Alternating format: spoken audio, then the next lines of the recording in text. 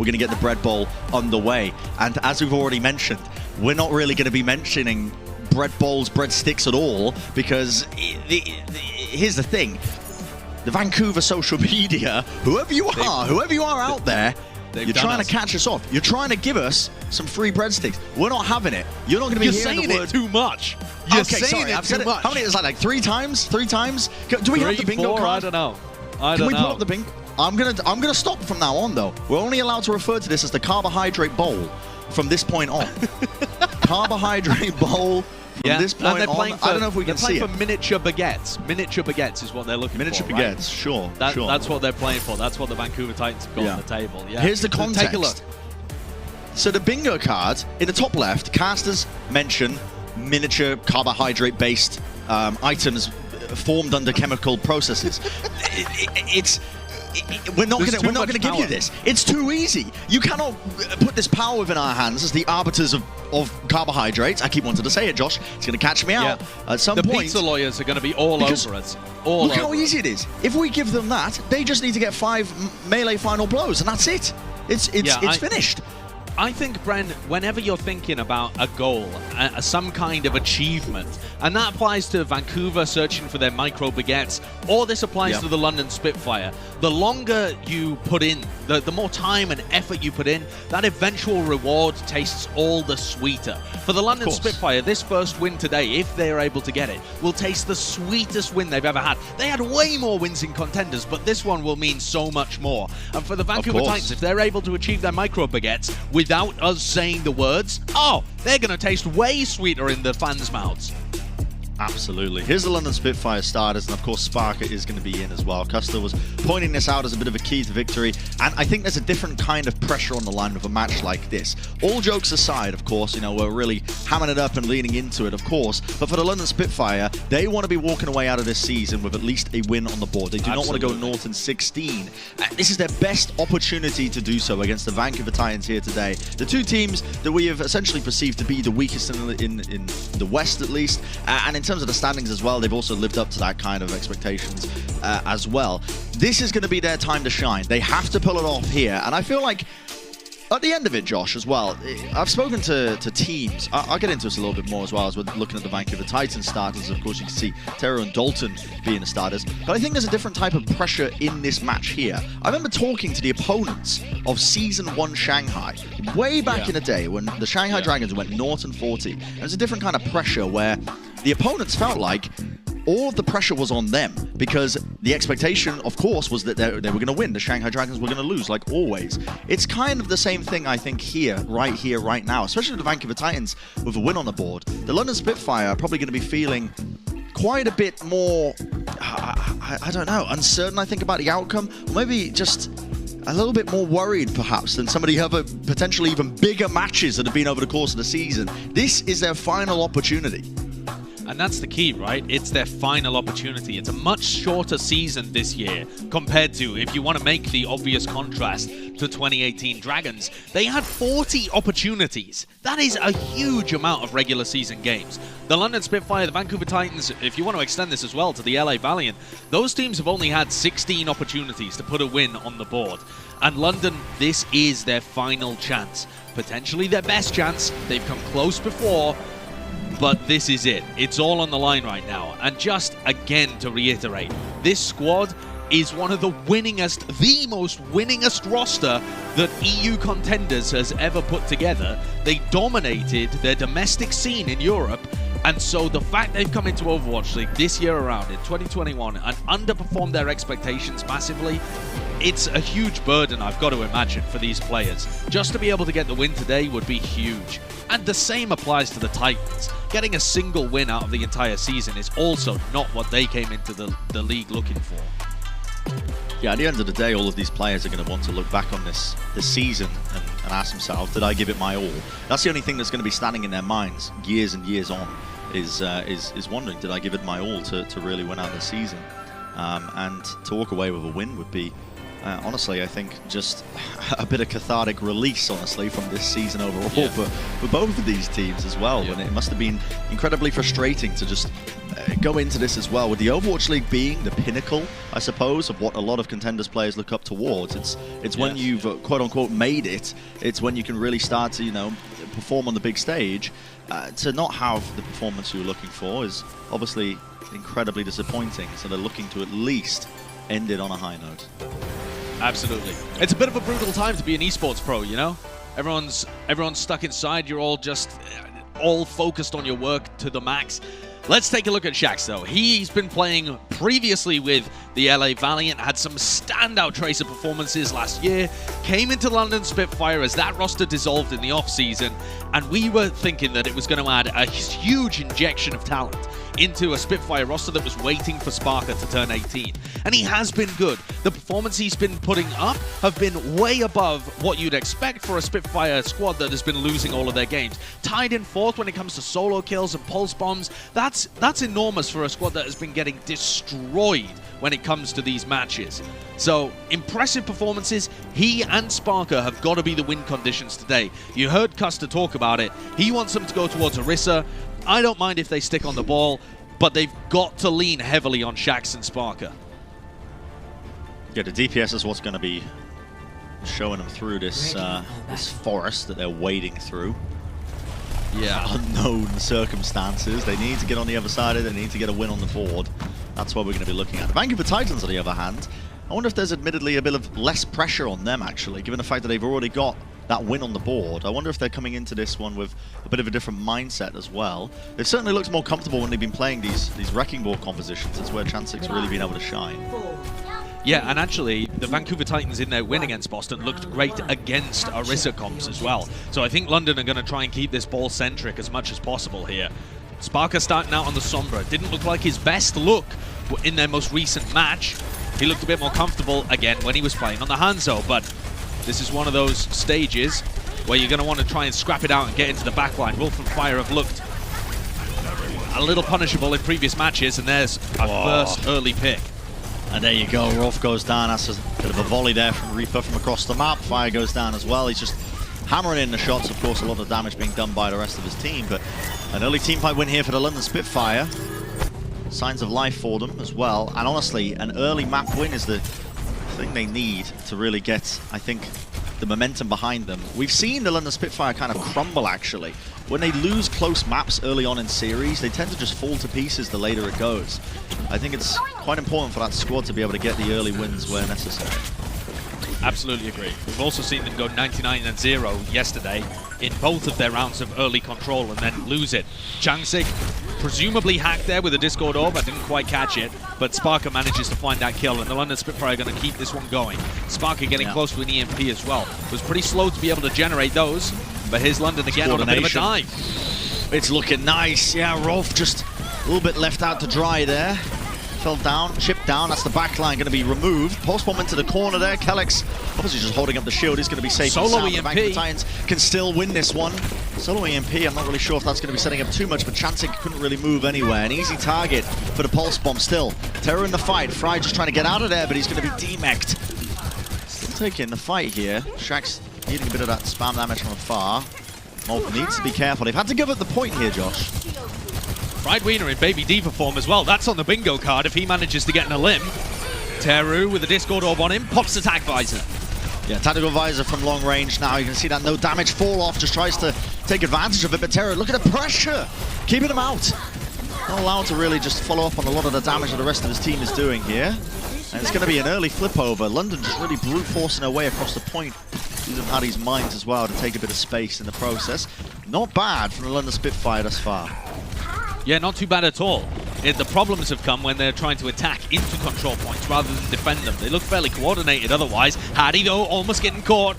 Had to pop the adaptive shields there to be able to get away. Sparker has EMP. He's just kind of hanging out in the courtyard area, looking to try and go onto the back line. Sends it up, maybe with oh, Terror couldn't go anywhere. That was picture perfect. Right over the wall. It was going to catch every single angle. What are you going to see? Sparker's holding on to this EMP. Shax just trying to basically do the damage, and already the backline being pressured down so heavily. The Titans desperate to turn it around. They can potentially do it, but with Rolf out of the picture, it's going to be much more difficult. Overtime going. That's a self-destruct that drops like a rock onto the point. It's not going to be any predictable path for that to go into. Not going to be catching any targets either. Good power drive off to the side. Hardy sets his team up. The damage is done as Fire and Terror are going to be falling. Nice little boop off the edge of the map as well. Fry did not have the boosters. He's gone. It's an eventual flip now as the overtime comes through. Shax takes out Dalton. I believe it's just Rolf who can really touch. Not going to be happening. That's going to be the round to the London Spitfire, and that is convincing, Josh. It absolutely was, and crucially, London didn't allow the Titans to take control of the objective for any sustained period of time. Yesterday, we saw London get up to 99-0, and then their opponents took over and just walked it all the way back. They couldn't dislodge Paris Eternal at any point from the objective, and so these early rounds of control slipped through their fingers like so many grains of sand. London's starting out well here, and we're going to see potentially Teru on the Pharah. That's what Jonathan wanted to see, but his idea was against Orisacops. It looks like Hadi's going to be again on the ball. The London Spitfire tried this Ana backline last time. It did not work against Naga. Will it work against Teru? Yeah, and the reasons we pointed out the other day was it just doesn't really synergize well. Both those supports. I mean, in theory, they're using it to try and at least counteract a lot of the Pharah play. I guess you can put more pressure onto it with the Batiste primary fire, but you don't really have theory doesn't always work out in practice. Yeah, exactly. And at some point here, Terror is going to get nano boosted at some large portion in the fight. Rolf dropped very low though, and Kellex from the backline lasers him down. Great opening pick set up by Hardy. Yeah, and this backline is susceptible, but you got to be able to get into position in the first place to do so. This time, London absorbing that aggression coming through. You can see they didn't even play point really at all, other than the tank line. Hardy just distracting, but that's all they needed. They created an opening for them. No one's really punishing Hardy as well when he's trying to get himself set up into these positions. You can see him very lows. Second thinking that move, almost rolling into the enemy, but backpedaled a little bit. Teru at 80%. Rolf miles away from the nano because he got picked early in the fight. As Terra moves around the right-hand side. Titans approaching from white room here. That isolates Rolf, potentially makes him a target. Changsig hacked. Yeah, and that hack is brutal, especially on the wrecking ball. Dalton with the pulse bomb, but he can't opt to use it. Has to use the recall, too scared of going down. Now he doesn't have it for this next fight. Shax knows this. Power driver comes through. Terra with the barrage indoors. No one's even there. He can't get the appropriate angles to try and get the damage done. Shax with the pulse bomb is going to get that D-mech. That's nicely done. Baby Diva form fried with another opportunity to potentially get a bit of the bingo cards going, but at this point, they might not even be thinking about it. Still, damage now being done here by the DPS of the Vancouver Titans, but the EMP to potentially turn it here. The London Spitfire investing ultimates. Spark is still in the fight, but he's so low. Had to translocate back out of there. The tank line's just being tracked down to the ends of the earth. Hardy falling means the Vancouver Titans are going to be winning this team fight out solidly, and they're going to be able to have control, at least for the first time this map. Good work from Teru, taking the nano, I believe, and getting value with it, but Sparker's EMP was way too late. No possibility there of anyone following up. Molfig got nano boosted, but he was trying to peel defensively. And now comes the difficult scenario for the London Spitfire. We've seen them struggle in these positions before, trying to retake the objective. Titans have another nano to be able to work with. And Teru is looking for this play. That backline is so susceptible. Yeah, they're marking him pretty well, but the rockets just come through off onto the side. You can't eat that up, and that's a real problem for them. They're going to be trading the Annas right now, and they do manage to find Chansik as well. Chansik potentially trying to follow up on a bit of that damage and take Kellex out. Terror, this is so risky. Goes straight into close quarters, the barrage. 8 up in the end, but the final rocket just catching onto Kellex. Terror will fall in the end here. Molfig still just trying to hunt down the Mercy. Fire just had nowhere to go. In the white room there, Molfig still trying to stay alive, receiving a lot of the healing, and now the peel comes through. The London Spitfire finally responding. Felt like a bit of a delayed answer to it, but they are going to be able to keep him up and healthy. Nice boop though, pushing them all the way back here. Reaper's in a lot of trouble. Did manage to get the nano boost off though. Maybe Molfig can do something with it. London have 6 ultimates to be able to work with. Nano deployed, no idea where that went as well. Nano exchange on both sides. The Vancouver Titans still in control of this as London try and wrestle things back. They're finding it difficult to actually get value out of these ultimates. Spark has had EMP now for the last 20 seconds, probably, and Shax hasn't found a good pulse bomb target. Kellex isn't really in position to get big value out of his window, but London have managed to wrestle control back, and they have these ults to try and stay in control. Maybe Sparker can set up for a more successful EMP here. He's trying to harass Shangsik. It's optimistic from Shax. Didn't really get the best engagement, but yeah, you're right, Josh. London with the defensive positioning now, they are... Essentially, it's up to them how they want to engage into this fight with the ultimate. EMP should be just a complete win, and now they're going to be committing it. It catches onto 3 targets. Chance it goes down. The stick is beautiful. Fire's taken out with 86% and counting. It's looking like a done deal here for the London Spitfire. Right down to the local market, able to find so many pickoffs now. 94% and counting here for them. Vancouver are going to be able to get the overtime going as Chansik will scatter the mines across the point. He's falling very low though. Has to just play around, and that's an Anubis onto Shax to try and close this one out. Hack as well onto Pride. No defense matrix available to try and shut down or mitigate the impact that Shax is able to have. Beat down onto Pride, denying him the bingo card. London in such control. Yeah, and Tero, it's a desperation barrage in the end. It only catches onto the immortality field. He's a sole survivor. It's not going to be enough there. That's going to be the map going towards the London Spitfire, the first of potentially many here. The Vancouver Titans, well, really a good response to what London were doing. You can tell that this is something that the London want desperately, London Spitfire, I should say, want desperately in their pocket. That first map win to try and potentially get the momentum on their side. They were in control the entire time as well. London started well in both of the rounds. Vancouver had their opportunities to get back in on Garden, but in the end, they weren't able to close it out. That's caused a lot of troubles for the London Spitfire, that opening map recently. So getting that on the board is going to be a big confidence boost for them as they go forwards in this, their last game of the regular season. We're going to be looking how this series really goes as well. Battle between both these teams. It was hyped up over the course of the season, and we're just getting started, so don't go anywhere, ladies and gentlemen. We'll be right back after this.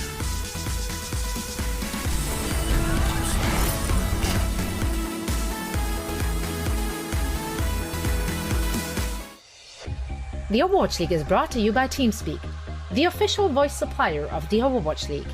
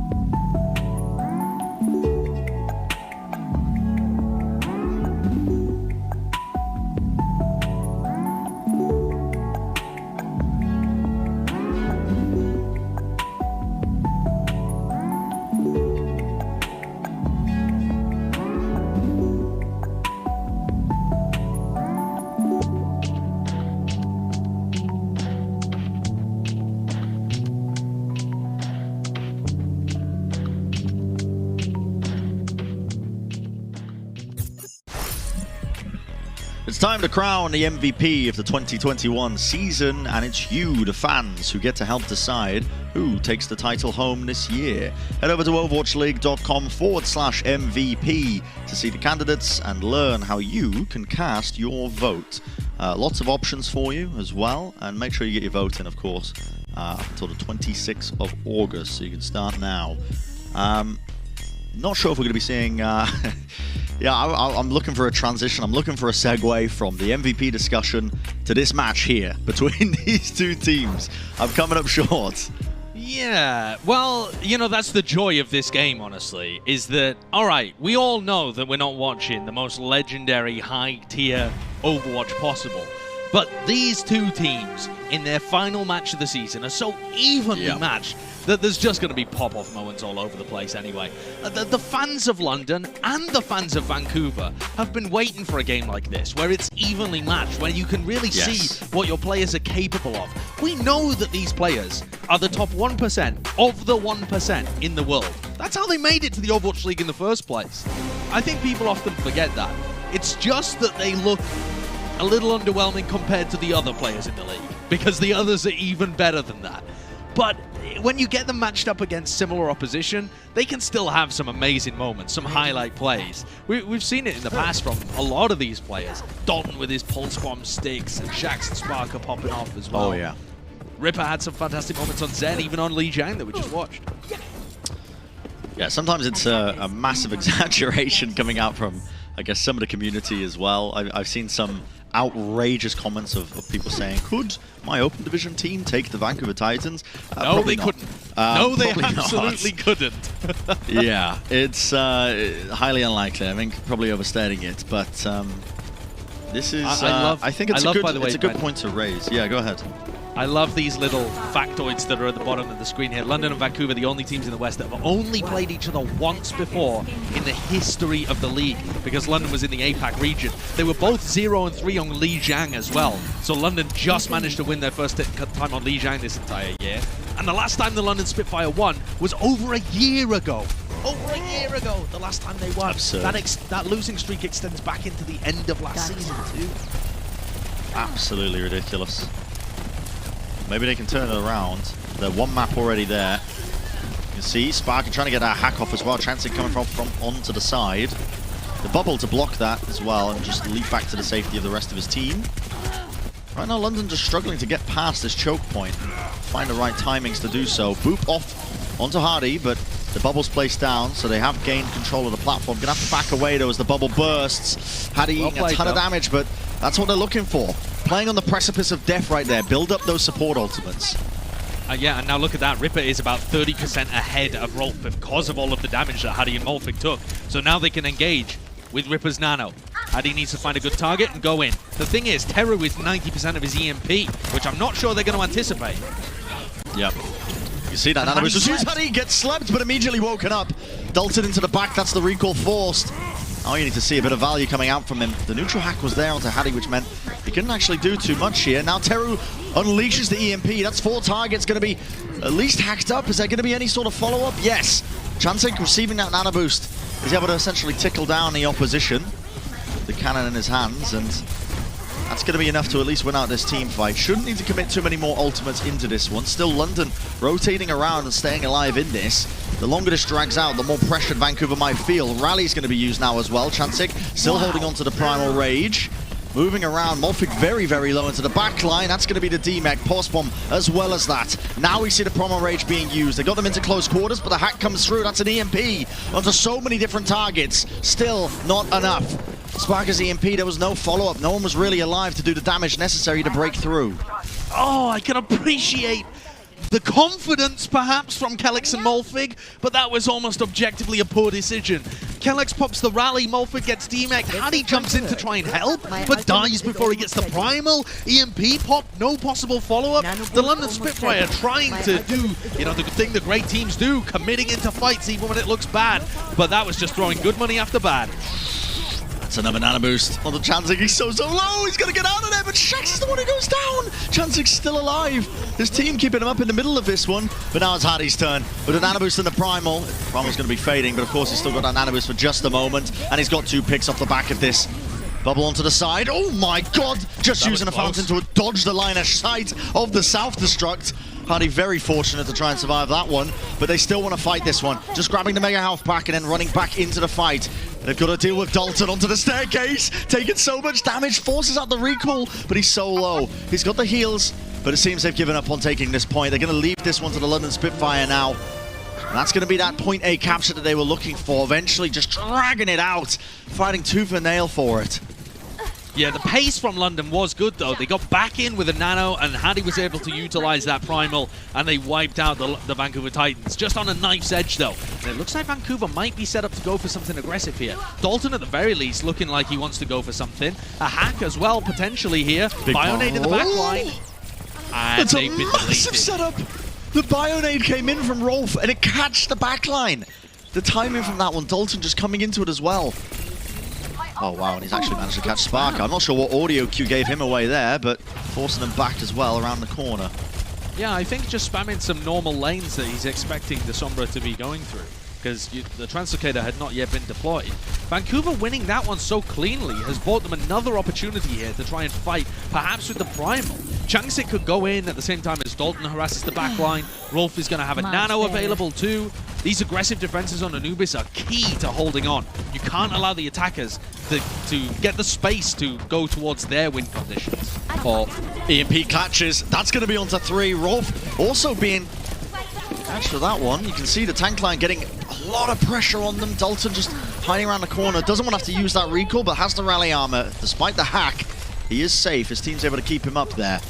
Ultimates exchanged, but you see no real progress being gained here from the London Spitfire. In fact, they want to send in the nano boost onto Hardy. He gets subbed up and immediately woken up again. The neutral hack just trying to escape out of this one, but they blocked the healing. Great bubble from Chansik there at the choke point. Wasn't able to keep Hardy back up there. The life of a main tank, slept, hacked, healing denied, and now your backline is getting eviscerated. Poor Hardy. The London Spitfire are getting close to some other ultimates that they can try and use, but Vancouver are just chaining these quite nicely. Teru now has an EMP that they could go aggressive with. Changsik still with the Primal. Rolf building up to another nano. It seems like this is going to be difficult for the London Spitfire here. Perhaps their best opportunity would be to EMP defensively to try and kill Changsik as he tries to engage on them. EMP ready and waiting. That's going to be used immediately. Catches onto Hardy as he pops the Primal Rage. So he has a bit of brawn, but not for much longer. That extra health's not going to be keeping him up when he couldn't really leap anywhere. Still, an even fight. The London Spitfire could look to try and take this one, especially with Shaq still on the battlefield. Self-destruct off onto it, though. It's going to be going down, but still, Shax is just absolutely tearing things up right now. No one's really keeping him in check. Chansik was buying a bunch of time, but that's a lovely sleep dart, not able to get out of it. Woken up immediately, but obviously didn't have the recall to try and turn it. And not a single tick gained. The London Spitfire just being stalled out right at checkpoint B. Visible frustration on Shax's face there. He's got to be thinking to himself, what more can I do? He's going in alongside Hardy, trying to get that space, get the picks. He got the kill onto Rolf. Now there's only 40 seconds left. Sparker with an EMP, catches the backline. Yeah, that's going to be the supports on the Vancouver Titans. They can't really go anywhere there, but you can see the peel coming through. That's Fried, trying to keep his team up, and it means that, yeah, well, another one team fight there for the Vancouver Titans. London Spitfire realised we cannot afford to lose anybody else, and the Vancouver Titans are thinking, well, this might be our opportunity to just essentially close them out, lock them out right here, right now. Sparker is going to be on the point, so he's going to be able to at least pull them back. A bit of objective pressure. We saw quite a bit of that the other day. You can see him uncloak here. It's going to be pulling them back in just a moment. Starting to cap this one up. The distraction's already in play. If he can get even a single tick, even one tick here puts things in winnable territory. But there is someone contesting the objective. Contested. That's Dalton. But this is overtime ticking. They have to get back onto it. Rolf's going to go down. You can see Hardy with the Primal. He's just about got back onto it. This is still a winnable fight right now for London, but they need to try and find some picks. They need to close this one out. It's looking really difficult for them. Terror being pressured, forced to offload the EMP early, but Dalton goes down from the whip shot. Hardy traded. They're still alive. They got the tick, the post-bomb. Shax's in it, trying to drag his team over now, but the sleep dart again, Rolf. You absolute maniac. Pushes them off. Nobody was on the objective, but they did get the tick they were looking for. Oh, that is just wild. The London Spitfire committing themselves in at that final moment, creating chaos and carnage everywhere. And they just managed to secure themselves a feasible win condition. If you're only able to cap Objective A, and you don't even get that single tick on B, there's no chance. Nobody has really been full holding point A in this meta. It's not feasible with the ults that you have and the positioning that the attackers can take. It just seems impossible to be able to do. But full holding B is very feasible. You saw the Vancouver Titans almost accomplish it right there. And London looked so shaky and uncoordinated with how they were attacking.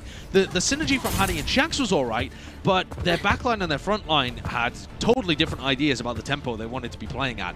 Hadi and Shax wanted to go really deep to create space for them, but they just create a gap where the Vancouver Titans tanks can form a wedge between Hadi and the backline. And at that point, London are taking two completely separate team fights. They've got no chance of winning. Take a look at this replay from Rolf. Oh, caught on them. I don't know if he was even aiming for it. Might have been aiming for Kellex there, but it'll take Shax. He landed a couple of those sleep darts, actually. Shax was constantly trying to pressure, and Rolf was landing some decent sleep darts on Hadi, on Shax, really shutting down that aggression. And I'll say this, as much as we're gassing up the London Spitfire for being able to get that tick, Vancouver Titans, they're looking at that checkpoint B and they're seeing a very real win condition. Oh, yeah. So winnable. In fact, favoured. Vancouver Titans should be winning this map. Still favoured. Just got to get past this choke point. You can see it's a lot of spam from either side. Just trying to get through. A lot of these comps relying on the ultimates, and the Anubis is going to be the first to come online for both of these teams as well. That's going to be their major initiation tool. And again, you see the attackers being able to generate an advantage when it comes to the nano, because they can kind of decide where the damage is going. Sparker has built up to 80% of an EMP. Hack, Bionade is all looking good. Chancing might not survive this. They can use the nano because of it, but now the nano is going to be applied. As the Bionade fades, the leap in comes through, and there's no whip shot, there's nothing to keep him back. Chance is getting maximum value. In fact, he's been woken up in the middle of it. It's absolutely lackluster there. Shax is forced to take matters into his own hands with a ridiculous pulse bomb. The stick comes through, the quick 180, Rov's taken out. And now London, they're just trying to survive. Shax dodging, juking, moving in and out, weaving, bopping, whatever you want to call it. He's finding his way, he's finding his footing, and he's actually still putting out immense impact in this team fight. Great work from Kellex keeping him alive in that situation as well, but the London Spitfire were really saved, not just by the pulse bomb of Shax, but the EMP from Sparker too, that was able to quell some of the pressure that was coming out from the Titans.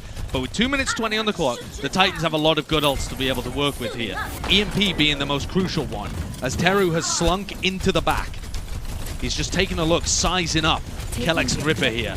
Going for the transfer K. The position is good though. He can't use the EMP when they're indoors like that, but the sleep down onto Hadi is not ideal. And that Sparker locked up, can't go anywhere. The leap from Chancing takes him out. And Hadi's next as well. No Primal Rage in play. I believe possibly still hacked up just at the tail end, but maybe just didn't want to offload it still. The London Spitfire committing into this one. The rally, they're grouped up. They have a bit of sustain into this fight, but no one's dealing with Dalton.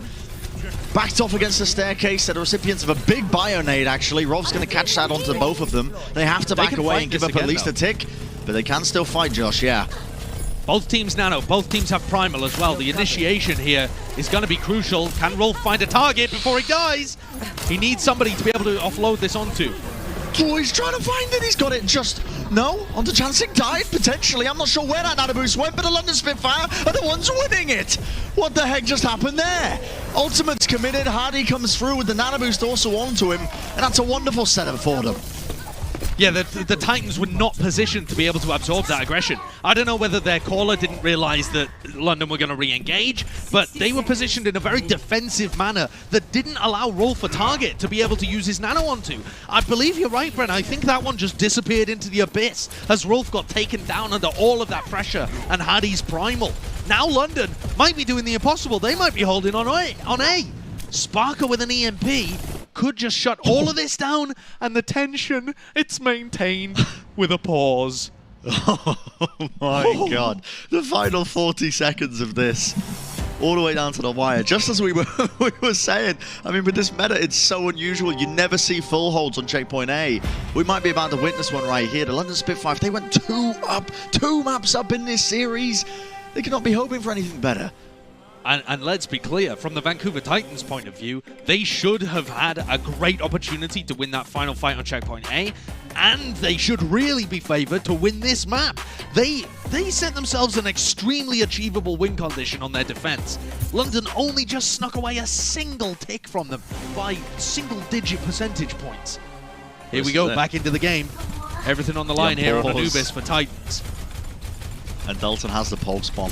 I'm looking at that realistically. The EMP comes through. That's onto the tanks again. Big Bionade onto Vancouver Titans backline means they can't really play into this. Can they get any picks though? Good neutral hack there onto Fire, but not going to be getting anything off the back of this one. So Vancouver do a good job of just at least eating up one of the ultimates. That is wonderful tracking from Dalton. Almost taken out Shax. He's looking to get into position for it. Sparker, he's taken out. Dalton has the pulse bomb. I can't believe it. We're witnessing. Comes off to the side. That's Morph taking out the mech as well. Talking about taking things into your own hands. Dalton's just created magic for them. That is so phenomenally good. The London Spitfire with only Hardy just trying to come back in. They've gone for the nano. Hardy is nanoed and primaled. And he just got moved off the objective. What a sad Winston. He's been hacked up. There is a potential, actually, that they can keep this one going. Oh, they're going to snowball this. Ripper does not get the fast spawn. They have to snowball this. This is the greatest opportunity the Vancouver Titans have been handed right now. They can taste it. A single tick, that's all they need. 2.5 minutes. They ain't just waiting around. They're just waiting around. Ripper has had chance now to respawn. Maybe they miscalculated and thought he'd be back in the fight quicker. Changsik slept as well. That's Ripper. That's the value of Ripper. Yep. Pulse Morph to the side as well. I mean, any chance of them winning this one might have just been completely mitigated. Rolf taken out. Shax does fall. Dalton answers with one of his own. No, it's never over until it's over. Chansik created so much space and the hack targets up. London Spitfire, they're just falling over. Can anybody touch this one now? It's so close to EMP connecting, but is there any sort of attempt? Is there any hope in hell? They're biding their time. They're waiting for the engage. It's perfect. Hattie comes back onto the point. They're tiptoeing on and off. It's like a dance, a bit of ballet occurring before our very eyes. And they just about hold it just before that first tick. And Shax has got to be the lead ballet dancer in the middle of all of that as well. His tippy toes zipping him from one side of the objective to the other, just weaving and bobbing around the Vancouver Titans, breaking ankles left, right and center. They couldn't pin him down, and now London have an opportunity here. 1.5 minutes on the clock. Teru's got to be the game changer for the Titans. He holds the power to take Anubis into the Titans' hands. EMP comes through, only onto the back line, but the nano boost is already out. That's Hardy going to be receiving it, but he's slept up as well. It's a bit of a clown fiesta, but we'll see what Dalton can do to turn it around now. The post bomb, it's a whiff. No more recall available, but still needs to try and take them out. Now Rolf with the nano boost, but that's a jump right into the pillar. Chansik could not find his way onto the back line like he was hoping for, but he has built up the primal. London still trying to hold on. Self-destruct over the top. Will it connect? It will. Fried is down and out. The post bomb as well. Shax! What a clutch play! And just like that, the Vancouver Titans, they're going to be losing this team fight down to the final 40 seconds. It's a staggered team fight as well. The end of it, just the players just getting brought down straight back to the respawn queue. I cannot believe the London Spitfire are still holding on to this one, but now 30 seconds, Josh, one ultimate online. Chansik with the primal rage. That's where my eyes are going to be looking towards. The time is so low, but so is everybody's ult bank as well. The London Spitfire back off. They realize they don't have enough tools to go for an aggressive defense. It's only Shax here peppering people from above. If he's able to get a pulse, it could be huge, but Changsik, he's already forwards. Yep, the mark onto him, the bubbles burst, the hack onto Chansik. He's trying to make it work, but it's so difficult. The pressure, it's too much. He gets taken out. The point has to be played here. It's going into the overtime, and there's one man for the job. It's Dalton. He's taken out Kellex. Can he get anything else? Just trying to play around the point, the self-destruct. The bubble's going to be eating up a lot of it, but Shax goes down. The EMP, it connects. The Vancouver Titans, they've done it. They've done it. They've taken it away from the London Spitfire, and they're going to be taking map number 2. The bread ball does not disappoint. This carbohydrate-based competition is going all the way. What was that map? Both teams seemed reluctant to win it, many different times where they could have taken an advantage and it just slipped through their fingers, but the Titans were not going to be denied. These two teams have been neck and neck all season, for better or for worse, most of the time for worse, and it's not going to change today. You thought this was going to be a 3-0 upset? It ain't happening. This one is going 1-1, and Brent, I have no idea whether we accomplished any of the micro baguette objectives. Yeah. I was just lost in that carnage. I don't know where we're at. We're going to have to get an update on the bingo cards as well. But this match, I want to see it go to distance, Josh. If there was anything that was preordained to go to 7, it would be this. We're going to go to a short break. On the other side of things, of course, the series is going to be continuing. Near point. Break. Nice. Monkey under one, Monkey still under one. One diva. Just one. Monkey. Run point, guys, bomb. Station the pause. Monkey one. Give me a kick. Diva on inside, Diva's over inside point. Nice, Shiba, oh shit. Bad, it's okay. Yeah, Next map is close to us. listen.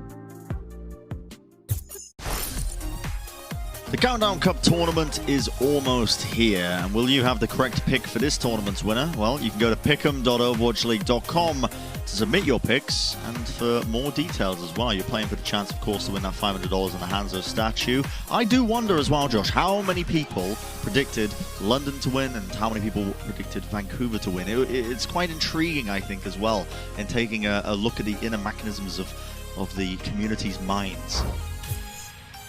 Yeah, it is crazy just to see the percentages of what's going on. I was amazed, honestly, that the entirety of the desk took the Titans. I thought we'd be split down the middle. I understand that if you just look on paper, then yeah, the Vancouver Titans have 1 win this season and London have 0, so objectively the better performing team over the course of the year. But it's so close that I really do think anyone could take this game. And Lijiang and Anubis have not swayed me one way or the other. You could say London has been the slightly better team considering how close Anubis was compared to Lijiang, but I think this is still absolutely anybody's. It's up for grabs. And there's going to be probably a range of different compositions being played on some of the upcoming maps that we haven't even seen so far yet. That was basically all Winston Anna compositions. I expect as we go into Blizzard World here, more back to the Zen Ball Tracer comps.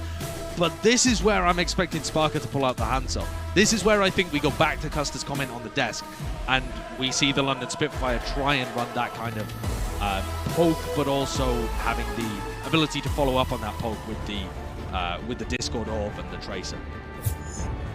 Ready for battle. Yeah, we might see it here on Blizzard World.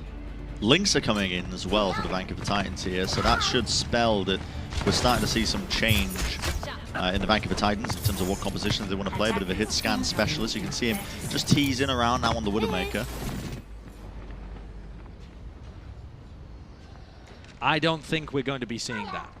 But London are not opting for the aggressive composition on defense. I think the Vancouver Titans are probably just going to do a bit of scouting here. Now, I'll be interested to see what they come out with, but I'm not sure here. Vancouver are an interesting team. There's no way that Dalton is playing Doomfist into this. Surely not. His Tracer has been phenomenal. One of the biggest reasons that they were able to win on Anubis, and one of the biggest reasons that they were able to win their series against the Boston Uprising. Yeah. Lynx is going to be committing there on the wide brim shooty man. Alongside Dalton, going to be playing a Tracer as normal.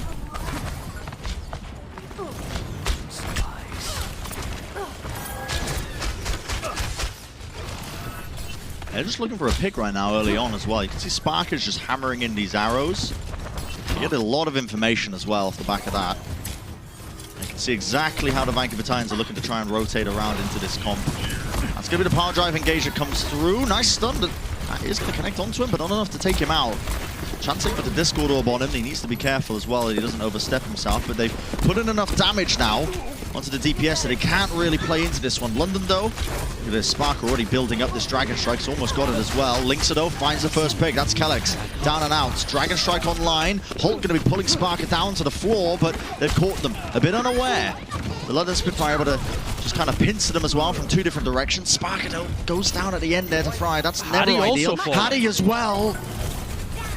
And now this might become dangerous for the London Spitfire. Their backline is going to get pushed up. Vancouver have space. They don't have players really in the fight, though. There's only 3 Vancouver Titans players forwards. They're waiting for their backline, along with Changsik, to get towards the front. Ripper with the Transcendence might be able to save them, buy some time for London to get those players back into the engagement. But this is a full 6-on-6 again. Yeah, it is. Post bomb down onto the floor. That's going to be a bit of a miss there. Transcendence, though, to lead the Vancouver Titans forwards. Ripper ended up using his a bit prior. Didn't really get too much done with it. In fact, Kellex has just been halted right into the maw. The Vancouver Titans with this composition are able to just roll forwards. They have so much to sustain them as well with the shields in play. Just trying to dodge a lot of the damage coming their way, but Hardy with the power driver. Caught onto Linksa, not enough to stay alive though. This is the Vancouver Titans just essentially slow rolling it. Able to eventually break past the defense. Going to be able to get this checkpoint A capture. And a lot of that, I think, set up because they didn't have to full reset the first team fight. If they all had to go back to spawn with Changsik and Rolf and Linksa, then maybe the Vancouver Titans would have struggled a little more as the London Spitfire set up for the next fight. But they were able to keep that one going and punish a couple of players on London. And now with the objective moving and Changsik nearing a supercharger, it becomes much more difficult for London Spitfire to actually set up these good dives. The positive is that Sparker should be able to melt Changsik's shield if he can get a good angle for it. He's actually just spamming the backline, keeping Rolf and Fire away. 80% and counting to the post bomb. He's definitely hunting for a target. You can see the way that they're looking around Dalton. That's a lot of damage on him, but he's going to give up on Dalton. Zips around as well over the mines. They're just buying a decent amount of time, but the Vancouver Titans perfectly happy to just let this kind of stall out as well, because they built up a couple of ultimates of their own. As long as Shaq stops Dalton from taking high ground, it looks so impossible for Vancouver to get this push working. Because London have control, and they Hadi has to escape. He does not. That's a huge opening. Yeah, what a mistake. Hadi getting picked there. Obviously, the damage just a little bit too much in this card. I mean, it hasn't really stopped. They've always had 2 or 3 on it his shield this entire time. Changsik's shield is just on the floor instead of on the payload. Never mind. He gets another one set back up. They're right in the corner here. That's a Transcendence Force. Shaq's gonna get stunned up. Power Driver comes through, but that's Dalton with the pick. Sparker falling. They almost end up capping as well, just underneath them. The London Spitfire have to just rotate back now to the cart. Changsik's gonna get pressured down. The Fortify just can't save him there. They are gonna be just about winning this one. Post one against the wall. Linkson won't be going down. In fact, Linkson wants to keep trying to play this one, but has to back off now with the rest of his team as they've essentially lost this team fight. Yeah, and these two are just going to be staggered kills as well. Discord Orb onto Rolf and Shax. Easy pickings there for the Tracer. And I think so much of this is down to high ground control. The London Spitfire's backline needs safe positions to be able to play from. Sparker, Ripper are going to do so much damage if they're just left uncontested on that high ground. And Dalton's the only player that can individually apply pressure. FRD would just get melted, unless the whole of their team paths up there. And that doesn't look like they're going to go for it. They're going around the side instead. The payload is sufficiently pushed that this makes sense. Now the strike, that's Rolf gone. See you later. Linksa channeling this dead eye. Oh my goodness, that's a dragon coming your way. Run, Linksa, run! Get out of there. Everybody knows dragons eat cowboys. That's how they tamed the Wild West. Something along those lines. I don't know. I'm not a historian. This is just an unbelievable fight from the London Spitfire now. Reaper just lighting up the kill feed. I would love to see your version of a Western. I'd love to see that. Just blending completely different themes together. Vancouver have now made full-scale swaps to their comp. They had an Orisa comp with Linksa on Cowboy, and now he's picking up the anime Dragon Man. So he's definitely on board with your universe, I think, Brent. He's blending the two styles together himself. It's really been a while, I think, since I've seen Linksa pick up a Hangzhou. Just off the top of my head. Oh, there's a pick. It doesn't feel like a pick that, that he's been playing a ton of. There's one for another with these teams. You're about to sing the praises of them getting the opening pick, and then suddenly, the next thing you know, they've already lost the player. Shax goes down to the whip shot there. Now, the Vancouver Titans are going to start to slowly gain ground here onto the high ground. London have to give this up. The volley's getting sent in, though. They're buying enough time. Of course, the spawn door is very close. They're able to get back into the fight quickly, and Shax, you can see him, he's already back. Post one, Dalton, that's going to be a bit of a rare whiff there, but Rolf goes down. That's a Storm Arrow. Sparker taking him out. Another headshot, Linksa's taken out. Amazing from Sparker to be able to get that kind of value in the final team fight of the Titans attack. It just looks over at this point. Kellex with the rally as well, and they're just on clean-up duty. Yeah. London Spitfire DPS just making it absurd. What a way to finish. Shax with the post-bomb kill onto Fire obviously takes himself out in the process as well, probably from the shield bash. Yeah, it must have been Fire shield bashing. That's a bit of amusement.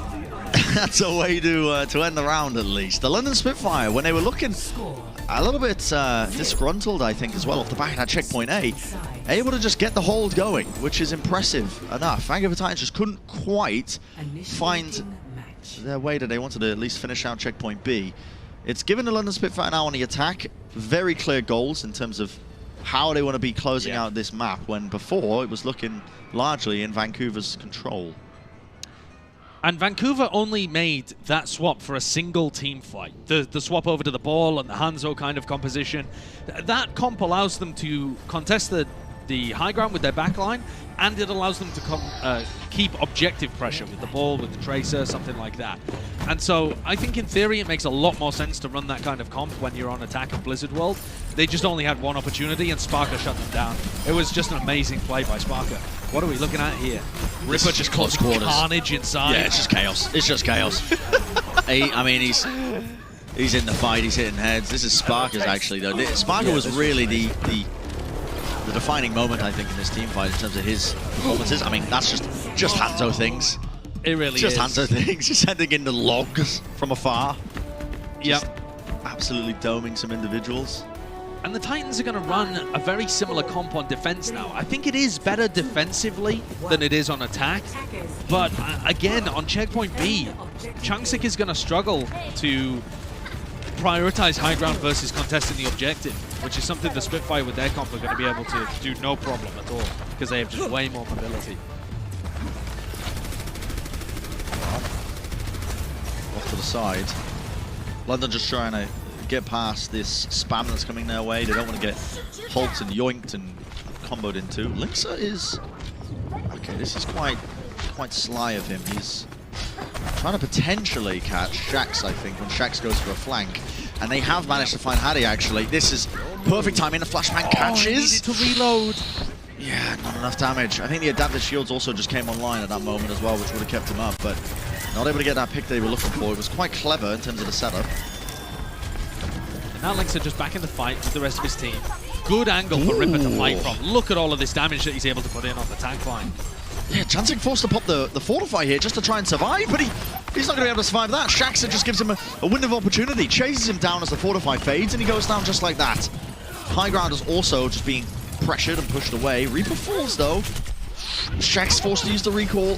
They just need to find something else, but it's looking so difficult. Dalton with the post bomb off into the corner. Kellic just did not have the shield up in time, and that is a reset. London are like, we can't fight this. Dalton just saved them. Just an amazing pick on his own. Getting into the backline, being able to kill both Ripper and Kellex. He has no assistance there. Yeah, he's getting armor packs, harmony orb, that kind of thing. But Changsik was on Orisa. It's not like that was some coordinated dive play from the Titans. That's brute force from Dalton. And that does a great job, because the London Spitfire's positioning was far better. Playing Ripper from Snax Ramus gives him that angle to be able to bully Changsik and Fright. Changsik must get out here. That would be a devastating first pick to hand over. And Lynx is a serious dive target right now as well. Doesn't quite have the same mobility as a Hangzhou. Combat roll can only take you so far. Force bomb in hand. Chansik goes for the power drive, but he's deleted. This turned into a firework. Absolutely eviscerated. And that was the Deadeye also being channeled. Linksa, he counters it, moves to the left side, so they still think it's being channeled, but that Dragon Strike into the power drive, it's way too much damage. Fire goes down, and now Shax, he's looking to try and find Dalton. The recall's going to be used. Dalton is in a lot of trouble, has to try and find that health pack. Still trying to take the 1v1, but the fight continues on the front lines. Transcendence now, London, with the heals added onto it. They've now got positioning onto the point, just looking to try and capture it. Self-destruct into the sky, just onto the edge, and it forces them onto the staircase. Dalton with the post bomb right into his grasp. And that's the double pulse bomb. Tick it off your bingo card. Dalton's good for it again, as the Vancouver Titans with a set play that I'm not sure went perfectly. I think Friedwiener's self-destruct was supposed to go a little further and get comboed into the pile drive, but Dalton saves them with an ult of his own. Let's take a replay from his point of view here. Look at this. The London Spitfire are forced so far away.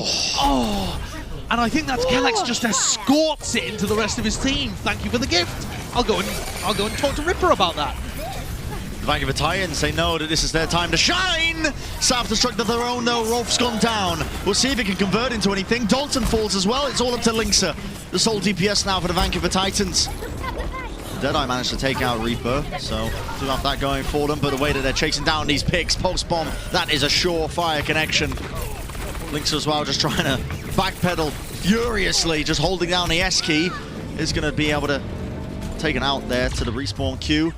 London Spitfire to open things up, they're going to get that cap. It's looking, honestly, a little bit shaky as well there. Luckily enough, getting that capture. Yeah, Sparker makes a compositional swap here to match Linksa. 76% of his own Deadeye. Hunting, trying to put pressure on the opposing Tracer too. seeing if he can aid Shax in taking away Dalton. Shax has a Discord orb on him at the moment, and this is where we get to see where the London Spitfire have got what it takes. 2 minutes. They have way more team fights than the Vancouver Titans did with the same composition. But they still have a lot of payload to go, and Vancouver look like they want to go aggressive. They certainly do. They found Shax. So Hardy as well. Power drive comes down, but yeah, not really connecting. Dalton just dodging and skirting around it. Hardy's back for more. Just teasing with the possibility, but I think you might die here, Hardy. Yeah, you're going to get chased. Good management coming through from them. Odd 1v1 to try and take. The ball against the Tracer at full HP, when Dalton still has recall and all of his blinks, but alright, we won't doubt it. London now making their way forwards. They've got double support ultimates to try and work with. A high noon. But I'd like to see them try and escort their backline up to some piece of high ground. I think now is a good time with the payload pushed at this kind of area to try and work on the top left high ground and try and push Vancouver away. But they're not. They're going to play from the bottom right floor. This does allow them to take the top right high ground after the payload pushes a little further. But Dalton and Changsik are just going to continually try and stop the payload from moving. Again, look at this pressure that Hardy's under. He's trying to get in position to set his team up for success, but it's so difficult. They've managed to get in at least indoors. Dalton with the pulse bomb. That's a rare whiff, and there's the kill. Roll through, Hardy takes him out with the grapple. Still alive, they haven't lost anybody. This rally armor is coming in handy for them, and you can see these volleys from Reaper. Of course he's feeling empowered, 300 health to his name. Only just now the rally armor starting to decay, but the self-destruct over the top. Almost perfect positioning. It forces London all the way forwards. They have to invest ultimates. The Transcendence just to try and survive this one. They have the healing, but eventually that's going to fade. And here we have it. Forced down to the wire. Vancouver getting the respawns in. The rally armor fading from them as well. Fire using it to try and stay into this fight. Now a self-destruct. Power driver comes down over the top. Rolf could not escape in time. Tries to find his way past the staircase. Mines into the back. Chansik answers with it his own. Sparker falling could be critical, but fried. He's been demexed. It's now overtime. This game, this map, it could not have gone more to the distance. They have to try and find the opportunity, but look at the kills coming in. They're absolutely turning this. The London Spitfire do not have the damage. They don't have it with Sparker gone down and out. It's not possible. And the Vancouver Titans, right at the tail end of it, checkpoint B, they're not going to let it sail into the finish line. That's going to be the map point going their way. Map 2, map 3, I should say, to the Vancouver Titans. That looked almost impossible. Fires all smiles. Linksa looks like he can barely believe it as well. They pulled that one out at the finish line. London had all of the positioning. Ripper had popped his Transcendence. The Titans were such on the back foot. I don't know how they lose that, yeah. How did they do that? They just pulled it out from nowhere. I think the big pick has got to be Sparker getting caught by Changsik's mines. All of the damage was suddenly removed from the London Spitfire, and they just didn't have it. Ripper and Sparker were playing from a low ground where Changsik was able to apply that pressure. Look at him all lonely there, not with the rest of the Titans. We must protect Changsik. Yeah, and Shax, I think, as well, is just returning to Artorias as well, going straight to the abyss somewhere in his camera. I'm not sure where he's gone, but we're going to go to a quick break. On the other side of things, of course, the series, that's going to be a continuation. We're going to find out if we're really going the distance. See you soon.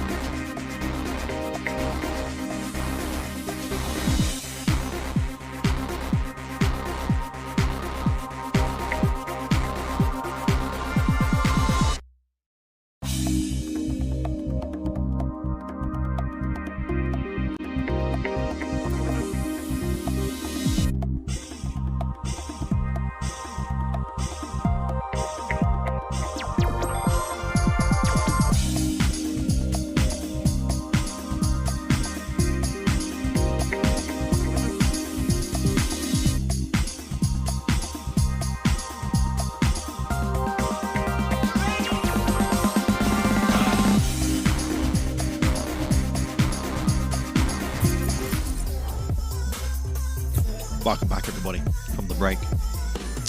It's been quite an interesting series between both these teams, I think, as well. And I wanted to go even further. I wanted to go even further beyond right now. We're seeing the Vancouver Titans leading. It's a 2-1, Josh. It's a 2-1 fashion. You've still got your apron on. You're still baking up carbohydrate-based goods. We don't want to give them the easy thing. Yeah. This has got shorter in the break as well. Every time I show this baguette, it's gonna get shorter. I haven't ate any of my bread. Maybe I should start. I don't know. No. Mine is a representation of the Titans, you know? I'm taking a bite every time they get a map. Yours is a representation of the London Spitfire. If you haven't started eating it yet, you're going to have to wait until they win a map, all right? Those are the rules. I'll put it away. I'll put it away. Yep. Save it, wait for it. It'll taste all the sweeter once you actually get there. Oh, here is the bingo card. Here's the update. So what was the one they achieved off to the side there? Was that the double pulse bomb? That was the Dalton double pulse bomb, yes. And now I believe the community is clamoring, Bren, saying that there was a baby diva limb in the midst of all of that too. Now, the pizza lawyers, I believe, are going to be reviewing the tape and trying to find out whether that is valid. But this is the most updated bingo card from the Vancouver Titans social media. So as of yet, they have not acknowledged the baby diva limb, and so we're left with Schrodinger's elimination. We may or may not have a dead cat with some breadsticks inside a box. Who knows? It all depends on the superposition of whether that baby diva got the limb. Yeah, we're going to get our best people on the case as well. We're going to be reviewing the footage to try and find that one out. And in the meantime, let's take a listen in at the Vancouver Titans final comms. D1. Both their tanks are one. Nice. Okay, I'm saying. Go card. Nice. Soldier top right. Okay, good job, guys.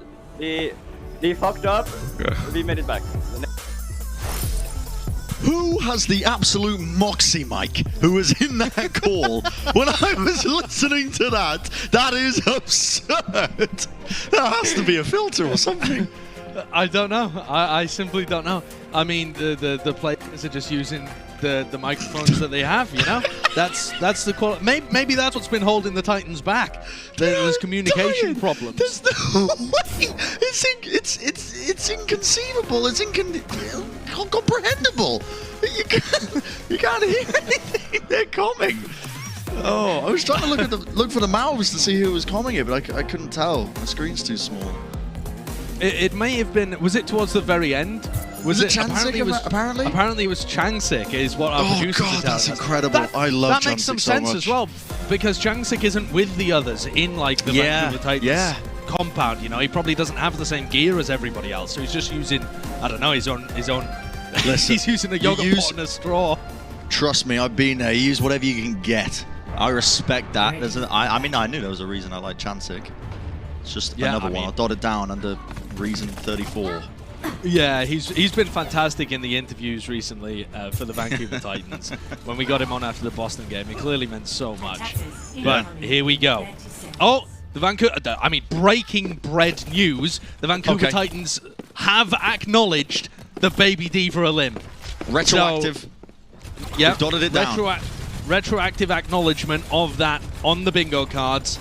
So we're looking for 10 Alta limbs in this map, and the bread will have been achieved. On the other side of things, the London Spitfire, that bread requires back-to-back map wins, which is something they have been struggling with for so long. It has been over a year again since they've had back-to-back map wins, I believe. Yeah, in franchise history, it's been a brutal one for them. Teru back in on the Farah. It's going to be raining down these rockets, and honestly, we've seen the difficulties I think that London have had in terms of dealing with this one as well, this composition. This time the London Spitfire are not running that trademark Anubis backline that normally is reserved for your diamond games. It's something that they have been bringing out, but it's been kind of lacking in terms of the success rate of it. Still, Teru's obviously being marked super heavily here. Mov's doing a great job of eating up a lot of these rockets coming his way. He has to still play the front line though, and that's the window of opportunity that Teru's looking for. You can see him now moving forwards. He has fire attached, the damage boosted rockets coming, but Shaq's now looking to try and turn things. Dodging, juking, waiting out the recall. He's going to eat one of those rockets, so had to use it as one of his own, but that's the Amp Matrix built up. The Vancouver Titans with this Orisa-based comp. It's been a bit of a slow siege. Finally building up that key ultimate and using it to just essentially just brute force their way past the choke point. London were not ready for that. Sparker? Hello? The response from Sparker? He's built his ult. This might be turnable. Wait a second. No one to deny to resurrect, but Sparker's absolutely just kept this team back into this. That was essentially a checkpoint A capture. There was really no chance in hell they were winning that one. But Sparker with some absolute heroics. Chansik eating a ton of damage from these arrows as well. Just about narrowly avoiding death there with his own shield in the way. What a performance from Sparker. Already built up 60% of the next Dragon Strike. Teru, though, has a barrage. Sparker with another one! He takes down the Tracer! And this is exactly why people were so excited about getting him onto the Hangzhou. On an individual basis, he is a beast. Okay, they got to be careful of this one, though, with the Amp Matrix used. Oh, that's the barrage! Teru, right up close and personal.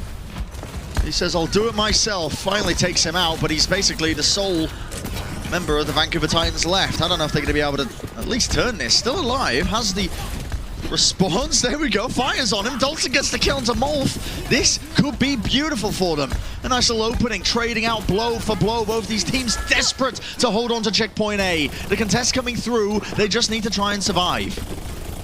Changsik is getting close to the supercharger as well. As he returns back to the front lines, it's going to be so crucial. But that might be it. Teru shooting down Sparker. He gets punished, though. Chase down. If they can deny the res as well, it's looking more than doable for them. Great aggression. Just being empowered with the Discord orbs, and yeah, what a wonderful response off the back of that one. They know that they have to play aggressive into the backline when they've already lost those players.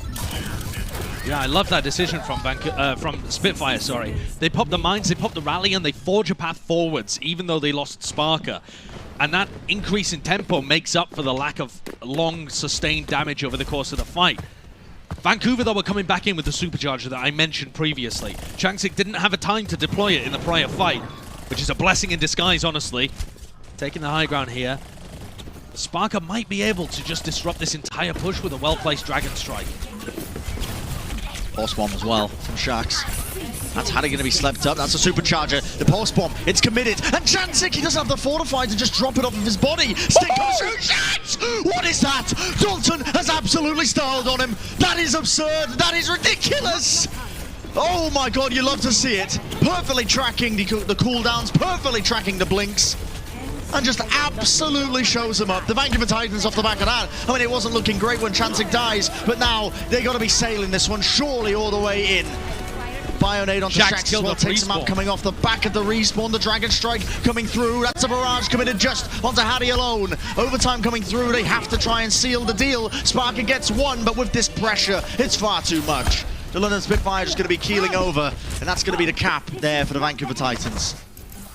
Amazing play from the Spitfire's DPS line at various points throughout that A defense, but Dalton did just style on Shax. And then again he got sniped off the respawn. That is so good. I saw a tweet from Miss Liz, one of the journalists we have in the Overwatch League scene, saying that Dalton's been bread lifting. I love that term, the bread lifter. The beast from the yeast. That's what Dalton is in this series. Yeah. He's absolutely been single-handedly carrying a lot of these fights. Well, here we go. Now it's Teru's turn. Yeah. Shax goes down. He might not even need the nano boost here. Maybe not. Coming up. Might not Chansik. even have line of sight. Chansik getting so much damage. Has to roll out of there. Dalton with the poles. That's another stick. Almost getting the one clip as well. Teru, he's got the nano boost, but he's not the real danger right now. Dalton is just tearing him up right into the back line. Yeah, this is just annihilation coming out from Dalton. It's his insane performances that have powered the Vancouver Titans to their best look so far this season. And you would have normally favoured Shax. Historically, he's looked like the better Tracer over the course of his career. But Dalton's putting on a show. Here's a barrage possibility. Yeah, I mean, the barrage has just added extras. Reaper already went down. Dalton's still alive, causing all of this destruction. The Dragon Strike cuts across the point, but they're perfectly happy to weave and bop around it. Self-destruct catching Shax there. That's going to be the sealed capture of checkpoint B. And the Vancouver Titans, you can feel the momentum building. Certainly feels like it. 2 minutes on the clock. Shax with a pulse bomb, Dalton with his own. See if there's any more fancy footwork happening over on this flank. As London gets back into things, Sparker making a change as well. Some long-range hit scan to deal with Teru. They have Discord Orb, and they have the poke coming out from Sparker, so Teru should not be as much of a threat as he has been so far. I feel like the more resources you put into Teru, though, the more Dalton's going to pop off. Dalton taking so much damage there. Sparker falls, but this could be what the London Spitfire needed. The Transcendence gives them the healing. And they're able to get 2 picks now. They just need to try and cleanly end this team fight. With Chancet goes down, it's going to mean they don't really have the initiation now to continue this one. So finally, the London Spitfire putting a stop to it. And great work from Shax there, winning that little skirmish between the Tracers on the right-hand side from the defender's perspective. Important. Yeah, forcing early cooldowns, the recall, the blinks, and chasing down Dalton for the kill. Titans have some opportunities with their ults here, though. They can nano Teru and try and get him into Barrage. That is going to draw so many resources from the Spitfire, who are actually going aggressive themselves here. Oh, minefield! Doesn't have the recoil yet, but he's still trying to put in the work for the rest of his team. That's going to be the res onto Chansik. No denial.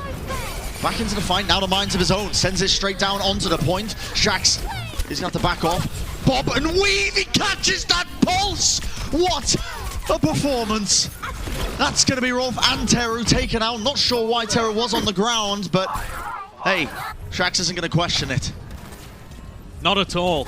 And Hattie now is just rolling through the remains of the minefield in order to buff up Ripper's ult charge. And London are going to be coming back into this one with a rally, with a trance, and Sparker's dead eye. How does the Fire of Mercy operate around this when Sparker can take them down from the skies in the blink of an eye? He's set up on a bit of a flank here as well. He knows where the Fire is just based on those audio cues. Yep, they know. The barrage comes off onto the side. It's an Anubis as well. So low, but it eats up all the damage. The Transcendence, that's enough healing. Flashbang as well. Teru has to be so careful here. Just firing the rockets right into them, but the London Spitfire perfectly happy to eat them all up. Space bought though, Rolf back into the fight, Self-Destruct as well, it's going to push them all around the point. Self-Destruct onto the side, Wolf! What a play! Teru and Chansik are taken out, and now he's still in the fray. Right into the backline, supporting the rest of his team. It's going to be the D-Mech there onto Fry, that should be enough to try and secure this one. And it does indeed, the London Spitfire just about holding them there. I mean, that was looking dangerous at points throughout that map as well. The fact that they essentially really did just almost speed run that one through checkpoint A and checkpoint B at times. Getting stopped just short of it now. The London Spitfire can think, okay, we're still in this series. And breaking carbohydrate-based news. Okay, here we go. I believe that we have acquired at least one portion of bread today. Fans rejoice. As far as I'm aware, the Vancouver Titans should have completed their bingo card without us mentioning micro baguettes at any point 10 times in a row. I think we missed a moment there where Fried Wiener ate a pulse bomb from Shax. I can tell you that the people are clamoring, saying that it occurred. I can't confirm it with my mind or my eyes or my memory because I wasn't paying attention in all of that chaos. I can't remember, but we'll get that independently verified later on by the pizza lawyers. But it does seem like the Titans may have been able to secure it. And I think, is that like 3 times in a row or something? After not being able to get breadsticks all season long? Well, the goalpost has been moved a lot. They have, yeah. They certainly have. Moved a lot. This system is much more fun, I feel. You're keeping track the entire time. But yeah, we'll have to get the pizza lawyers on it, who play a crucial role in the pizza cinematic universe that we've created. Yeah, but here for London Spitfire, now this team has to accomplish their bread as well. They need to get the win here on this map. And the win condition is set out quite clearly for them. Even though it was a decent offense by the Titans, you would normally expect a team to be able to get further. As long as they don't get first point held, and honestly, checkpoint B around that staircase is pretty difficult as well, pushing into a Pharaoh Rizicom. This is absolutely feasible for London. Yeah, they can do it, but it starts here, checkpoint A. And they've got to deal with Teru as well, just hammering home these rockets from the high ground.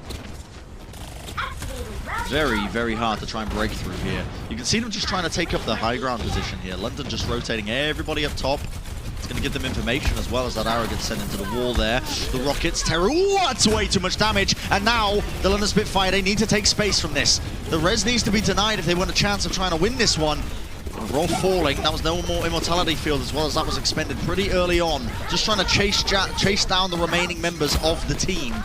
London have successfully broken through. Really great work. They're tracking Teru's fuel gauge there, essentially, and his cooldown on the rocket boosters to make sure that he's within range of Molfig and some damage coming out from Shax and Ripper. And so Teru now makes the swap over to Genji. This is going to be a Tracer Genji game on Rialto. Okay, that means that the backline of Ripper and Sparker is so susceptible to these dives. What the hell is there? He's off the map! He got sent off the map by Hardy! The post-spawn from Shax, but it doesn't even matter! They didn't mines the Dragon Strike, it pushes them all away, they don't touch! Uh-oh. The London Spitfire are forging a path forwards. This Genji pick is definitely unconventional, let's say that. But Tracer Genji is very good at being able to get hyper-aggressive and burn down players that don't have that much peel. And right now, without a Brig, Ripper and Sparker are very susceptible to a Tracer Genji dive. So it might look like the Titans are in on this, and they really want London to get their first win of the season. But I'm telling you, it's a strat that could work. Nice boot by Hadi. Certainly is. Teamfight's taking place, by the way. Hadi so low, not able to get healed up. Instant res comes through, though, right around the corner. So Kellick's able to get that one off. Reaper has the Transcendence. We've seen some aggressive plays from them in the past. What is that? That is style points, sir. Volley straight into the cranium of Teru, but still the Vancouver Titans hold strong. With Sparker going down, there's definitely an opening for them. D-Mech though, that's going to force out the self-destruct so that Fry can get back into that mech, and you can see the pressure on Reaper is immense. Just trying to survive amidst all of these tank players as well that are just hammering the damage into him. It's a hard task, but he's managed to do it for now, and this card has moved past that dreaded staircase. Yeah, that's pretty huge actually for the Spitfire. Sparker making a swap as well to deal with more of these flankers. Nano available here. Teru's still miles away from his blade. Who do you even use this on? Probably still onto Teru. Maybe Dalton, considering his star performance recently. Teru, 90%. He gets the Nano. Yeah, and he has the blade as well. Off to the side. That's going to come through the flashbang. Deflect comes through, but that's the kill, and that creates the reset. Teru with 2 sets up the third onto Reaper. Doesn't obviously claim it, but that's more than enough. Enough to win out this team fight. Invest in those 2 ultimates you needed to see big things coming from it. And this provides an opportunity for Kellex to go over the Brig. So now Teru is going to find it a lot more difficult to make plays like that. And there's a pause coming out from the London Spitfire by the look of it. Molfig calling for it in the chat. Look at Kellex's facial expressions. Look at Shax with his head in his hands. Yeah. This is a stressful time for them. They are potentially on their final map of the regular season, staring down the barrel of a 0-16, which, by the way, weirdly, would put them in 19th place rather than 20th in the league overall, but let's not talk about that. Yeah, the stress must be enormous that the London Spitfire are facing. For all the jokes we've been making about, you know, the carbohydrate-based bowl that this game is, it's the London Spitfire's last opportunity to get that match win. That's what's on the line for them. It's what they've been playing towards this entire season long. To end this season with at least 1 win at the end of it, I think would be a bit of vindication for them. And on the other side, Brent, the Vancouver Titans are smiles. Rolf, Fire, looking like they're having the time of their lives. They're just enjoying their final moment of the regular season. To their fans from Canada, they are the gods providing manna from heaven. There are just breadsticks raining from the sky at this point. The Canadian fans have been just wandering in the desert for 40 years, it feels. And finally, towards the end, it's just overflowing bounties being handed down from Dalton and crew. Why would you not feel like an immortal being in that moment?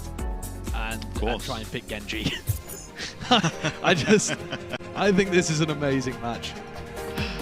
Well, it's about to start again. The unpause comes through, so the Titans don't have that Dragon Blade built up, obviously, just using it in that last team fight. The Spitfire could potentially now have an opportunity. Get behind me. They've got to create some space, though. It's part of the bigger issue at hand, I think. And see them just maneuvering around, trying to take positioning onto the high ground without actually taking any casualties. It's quite difficult when you're constantly being peppered from afar. Teru, Discord Orb taken weak as well. A little bit of poke damage there. Dalton also getting harassed. Titans are going to find it hard to coordinate on the back line if they stay inside, but as soon as London go out into the open, it's feasting time for Teru and Dalton. Oh, and he's jumped straight in. That's going to be the mines from Janzig, but I believe slept up in the middle of it, so couldn't get the power drive off like he was hoping for. And Teru has fallen. Dalton has to zip around, has no more blinks available, has the recall, receives the armor pack and the rally armor, so he's nice and healthy. Very hard target to try and take down here. Pulse bomb off to the side. That's Molfik eating up Dalton's pulse, and Shax returning with one of his own. Dalton, oh my goodness, just getting that off. The recall still able to beat into the fight here. Chantic forced Teru back into it as well, by the way. 70% and counting to his ult. Brought enough time for it. It is so scrappy right now between both these teams. With the London Spitfire, they seem to be the ones who are edging it out ever so slightly. Yeah, Sparker may have hit the headshot there actually, because Fire just popped his rally. May have been wrong with that call. Here's the Discord Orb being applied onto Dalton, pushing him back. This is going to be the checkpoint, and the London Spitfire forge a path forwards. I can see They're trying to be the defensive team. The Vancouver Titans with Genji Tracer are always trying to attack, but I can appreciate Vancouver. They're playing with honor. They're going one by one into the backline instead of all attacking them as a group. They want to make it possible for the Spitfire to cap here on Rialto. Yeah. Inspired by the chivalry, perhaps, but we'll see. Wolfig eating that one up. The London Spitfire with 2 picks. Wolf and Terror and Fire are down. They don't even need the Deadeye. Channeled up just to push them all away. And the finish line, oh, it's so close. The London Spitfire, I mean, would we have had it any other way?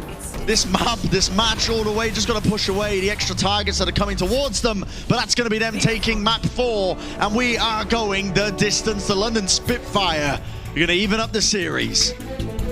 Wiping beads of sweat from their brow, taking another sip of water. You got to maintain your hydration in a long series such as this. Going all the way to 5. These two teams are so closely matched. It is just ridiculous. The London Spitfire managing to claw their way back into this series. I still could not call it, Brent. I still do not have any idea who's going to win. It could be anybody's game. We're heading to the 5th and final map. Ladies and gentlemen, you don't want to go anywhere. You don't want to miss it. Of course, this is the Bread Bowl. It's taking place on your screens in just a few minutes, so don't go anywhere.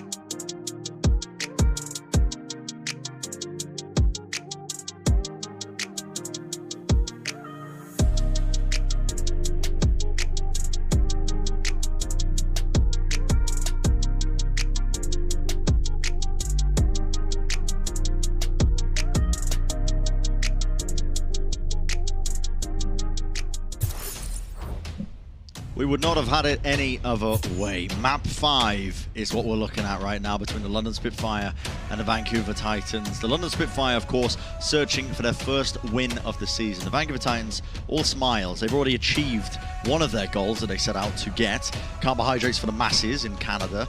And now looking to potentially secure their second win of the season as well in this Map 5 scenario. And Bren, I want to take you back down memory lane. At the beginning of this season, when the Breadstick saga began, the Vancouver Titans just had to make it to a Map 5. That was it. Just a Map 5, and the people of Canada would be fed from East Coast to West Coast.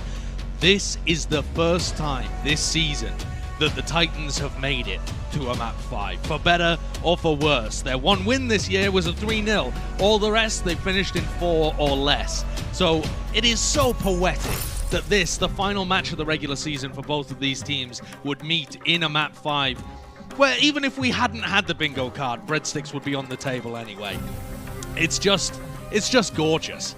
On the other side of things, the London Spitfire have been to a Map 5 twice so far this year, against Boston and, weirdly enough, against the San Francisco Shock. Obviously, they lost both of those. Who's better, the team that never made it to a Map 5 or the team that's got a 100% loss rate in a Map 5? There's no way of knowing. Yeah, and I think it sets the stage quite nicely as well. Our expectations for this London squad were always quite high, and there have been moments, glimmers, where this team could have gotten their first win of the season prior. Yeah, so many times they've come so close to it, and we know there's always been potential there with this squad. This is where they have yet to prove it. Here in the Map 5 scenario, they need to get the win on Oasis. It would be a huge one for the London Spitfire. This game means everything to them. Their final one of the regular season. This is going to be the last map for both of these teams in the regular season. We have Knockout Sunday happening tomorrow as well, though. The action, of course, continues, but I'm afraid you won't be seeing these two teams again. If you're a London fan or a Vancouver fan, soak it in. You ain't getting any more of this. That's right, Map 5 on the cards. Here we go. The teams are going to be clashing head-to-head. The Orisa-based compositions as well, very defensive. London with the early take here, early positioning of the point. They're going to give them control or the option of either playing point or that right-hand approach. Ult comes up. They're going to really combo it other than the whip shot. That's going to trigger a bit of the Inspire healing going their way. Fortify used early as well here, but the point now just about unlocked. A close rumble right now between both these teams. Stun comes off, Linkser have to use that overload, and it is a brawl. It feels like almost a coin flip as to which team's gonna win. The turret in close quarters, why not? Put it on the counter, the parents aren't home. And now, the London Spitfire rolling deep, rolling past them. That's gonna be surely a team fight win for them as they get that D-Mech there onto Fried.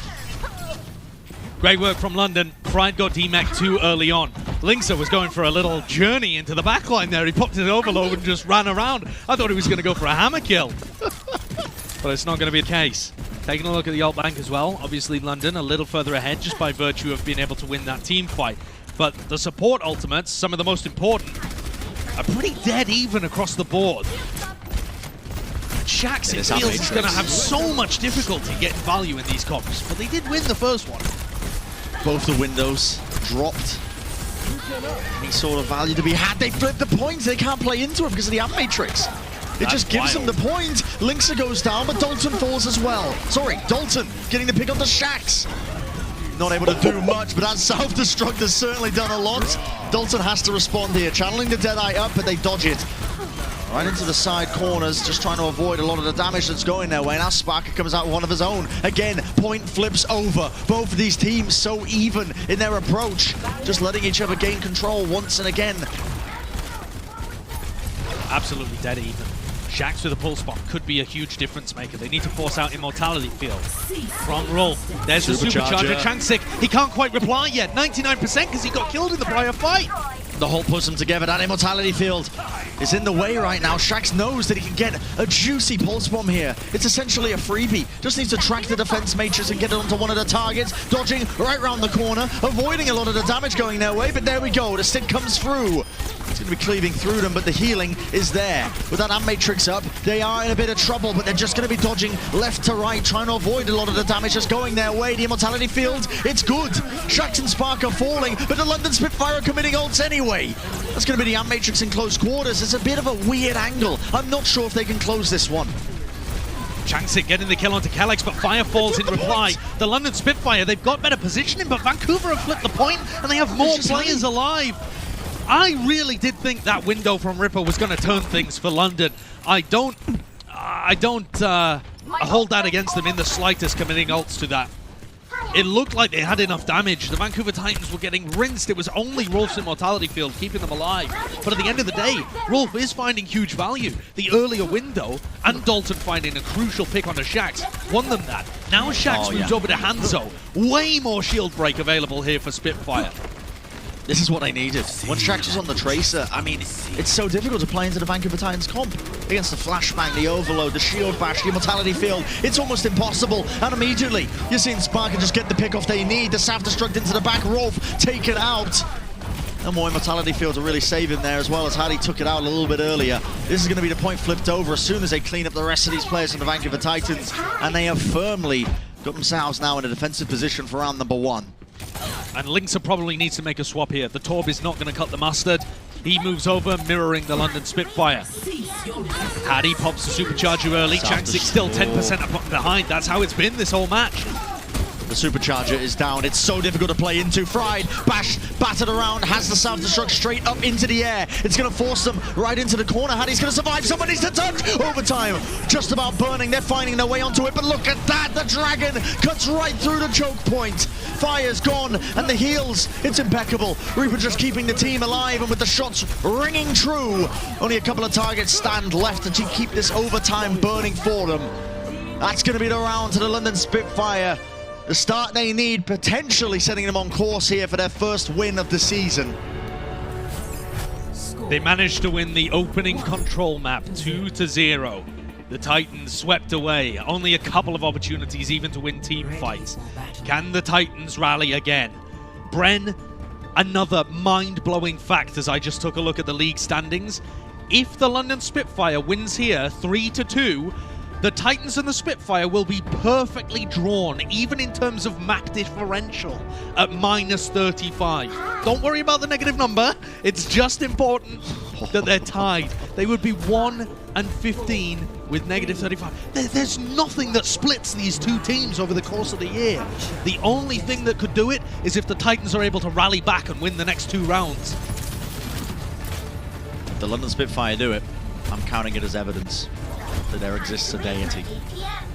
I'm putting it out there. Parity complete across the board. Some sort of symmetry in the universe. We've all been looking for it. But now the Vancouver Titans, they're going to be on this Wrecking Ball composition. The London Spitfire playing the Orisa. It's what Custer was seeing the praises of. He wanted to see them try it. Maybe not with Shax playing the Tracer inherently, but now the Vancouver Titans still not giving up the point just yet. They've got the high ground control. Power Driver is good. So much damage. Reaper forced to use the Immortality Field, but the heals are there. Fry getting demeched means should be an easy setup to clean up the rest of this team fight. And it is just that. Huge amount of heals coming out from Reaper and Calyx. Overwhelming. The Vancouver Titans had the positioning, they had the damage, but London were able to sustain with the Immortality Field, and then Ripper essentially build up his ultimate just by healing the rest of London. Yeah, specifically if we think back to what Custer was advocating for, he wanted Sparker playing Hangzhou. But this map is quite close quarters, and he wants to be able to support Shax and deal with Dalton on the Tracer a little. So I don't mind this pick at all. He's going to get close to a Deadeye. Deadeye and Window could just rip through the Titans without shield. And no ultimates for the Vancouver Titans. It's going to be so hard to push into this right now. And Matrix online for Reaper, just needs to essentially pick and choose the right moment, and there we go. It's dropped onto the high ground. It's going to be the recall as well. Shax just perfectly marking Dalton the entire time, following up on a lot of the damage that's being done by the rest of his team. Another D-Mech onto Fried. It's not ideal for them, but Ripper that falls? headshot that Linksa just got, that could be massive. Ginormous, perhaps. Ult's coming through. That's the post bomb. Shax clutching it up. What is that?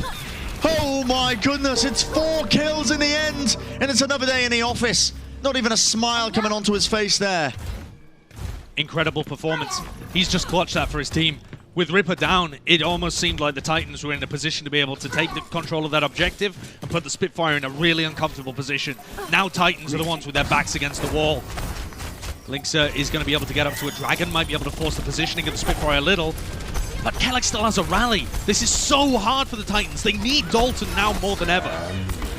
Spark, Deadeye comes across, almost eating an arrow to the face. Survives in the end though. Just trying to hold on. Chantix's off, straight off the map. The Dragon Strike splits them across and it's going to force the positioning. But the London Spitfire, they can taste it. Victory is on the horizon. Only a couple of players left standing with the rally armor fires popping. They do have to sustain. And Linksa, what a headshot. Kellex taken out, the high ground slips around. This is wonderful for them. Self-destruct over the top. No one's going to be falling from it, but can they get the picks necessary? Immortality Field still in play, but Dalton with the pulse bomb, that's one. They need to flip this over, and they do just that. But they've got to win out the team fight. Linksa still available. The arrows from the high ground, Spark is taken out, and that should be the win.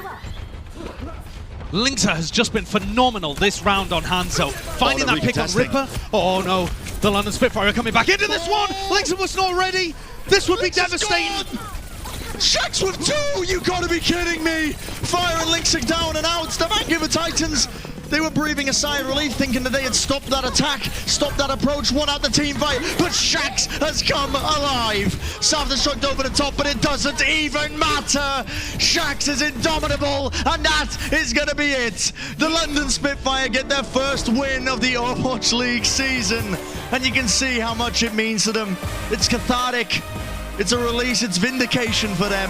Finally in map 5, they've done it. That is just an incredible moment for London.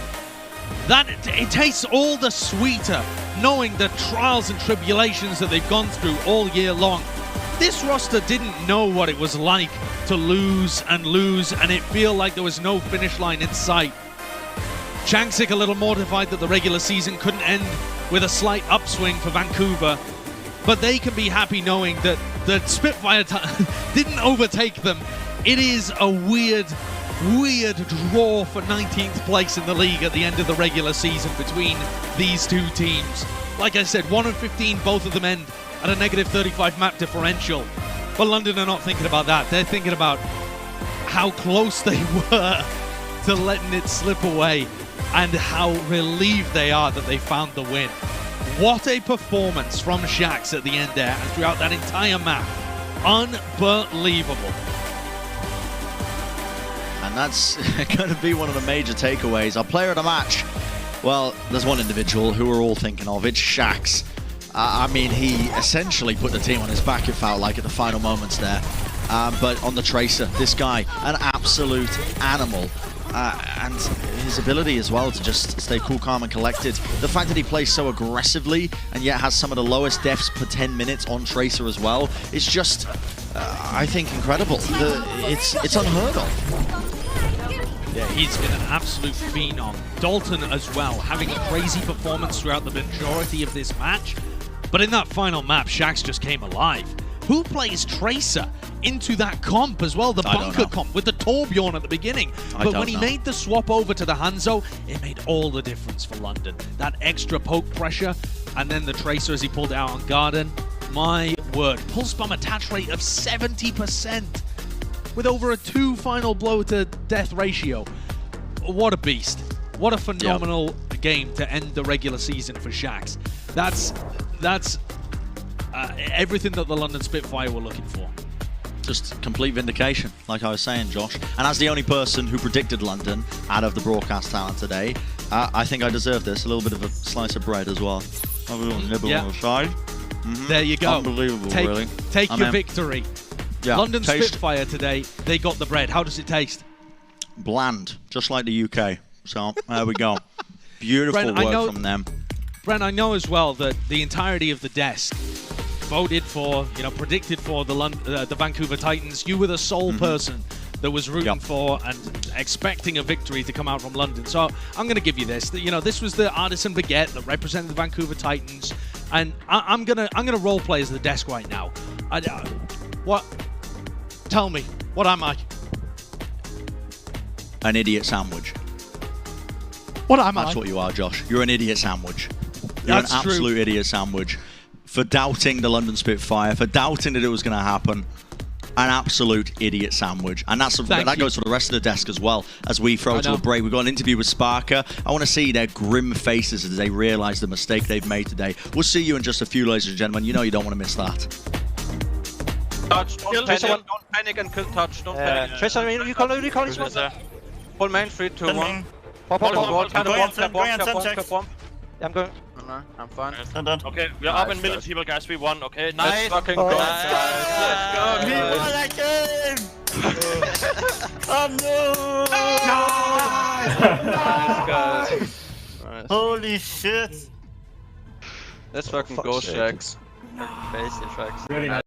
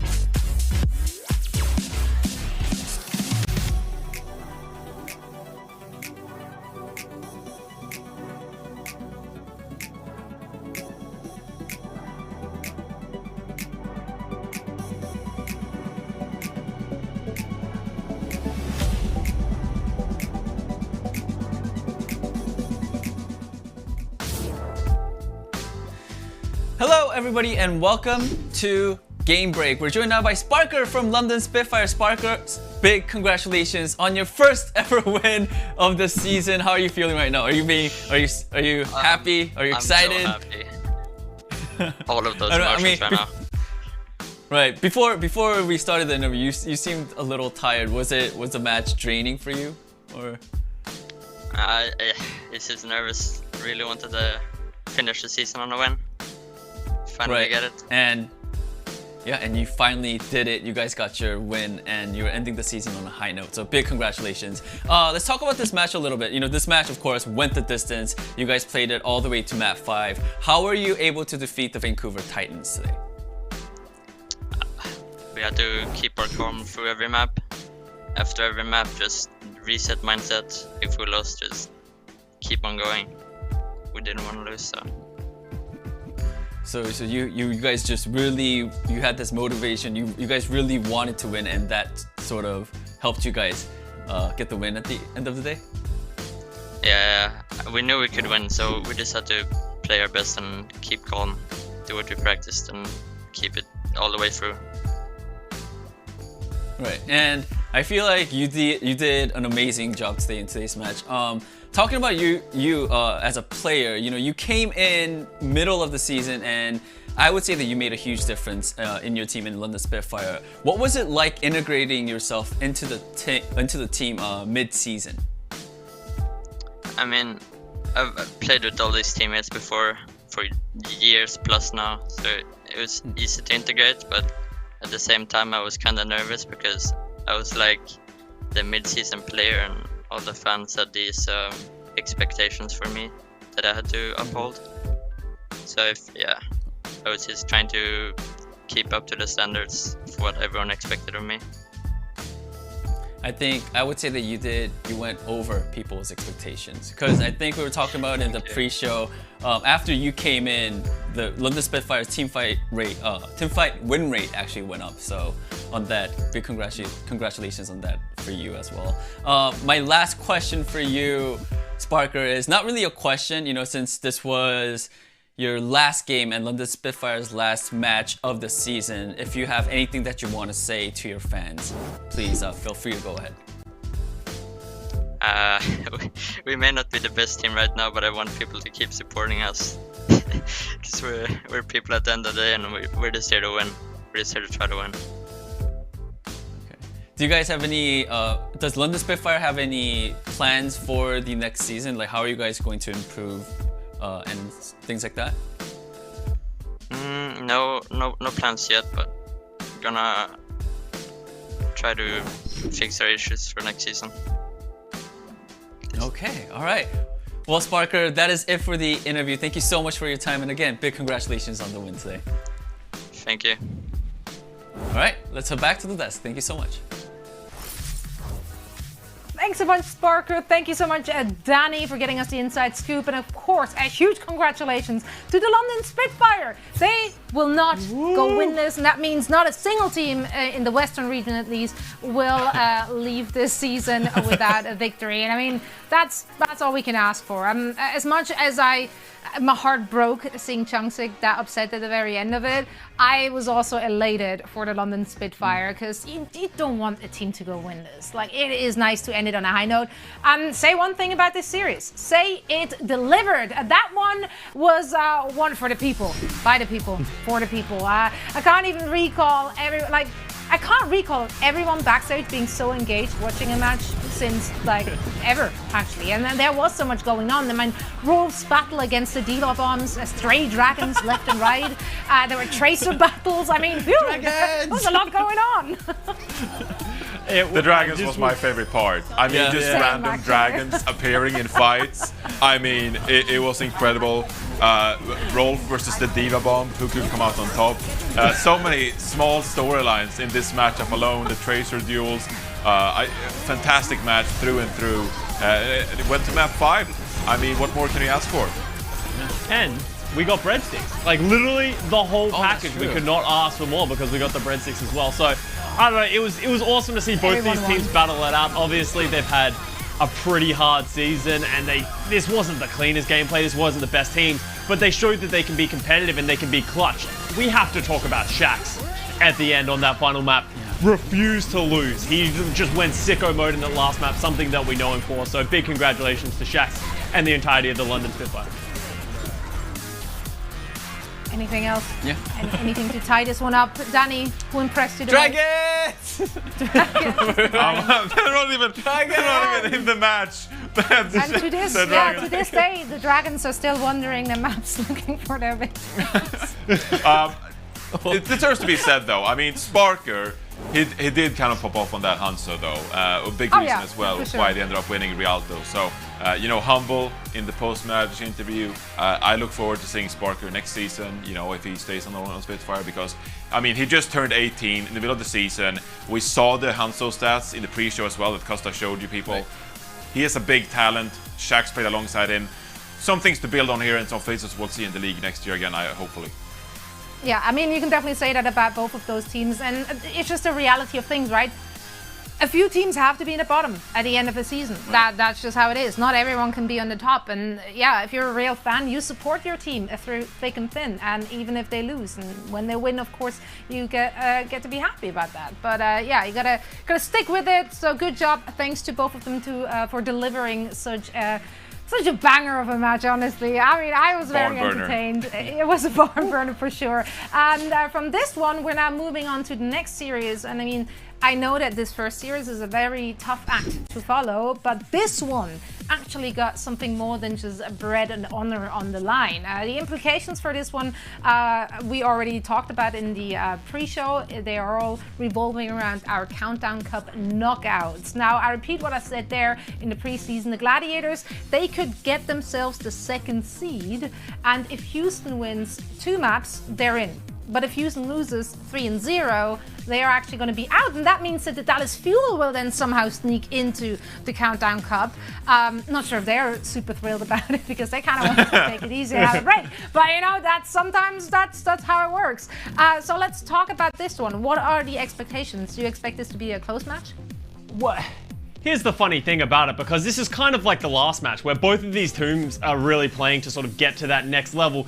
They're just better teams, but both of them have disappointed their fans over the history of their franchises, where neither of them have managed to get those big wins when they really matter. Every time they make it to the playoffs or they really need to come in clutch, they always fall a little short. So for me, it's going to be about which of these teams really step up, because I think both of these teams, you could say, are quite even, to be honest, because they both have their styles and they have both been quite good, but neither one of them have really played to the highest caliber so far. So I want to see good play from both of these teams, and I just want to see them play their individual styles and see who comes out on top. I don't want to be this of who drops the spaghetti the most, because we've seen a lot of spaghetti dropped over the Countdown Cup. I actually want to say, yes, I'm definitely keeping my eyes on the LA Gladiators here, because Houston Outlaws, like, they're a good team, consistently great team this season. I mean, they got a record of 11-4, but they play this double bubble composition, right, with Diana. If you're the LA Gladiators and you're supposed to take the next step up in the Overwatch League and become an elite team, you have to be able to deal with this. I mean, you have Shu, a flex support who's an MVP candidate on your team, bring out the Zenyatta. You should be able to deal with the Houston Outlaws. I'm not disrespecting the Houston Outlaws here, because, as I said, they're a really great team, but they have their compositional issues so far in the Countdown Cup, and the Gladiators, they have their sights set on higher Overwatch tiers. So they need to be able to win this one, in my mind.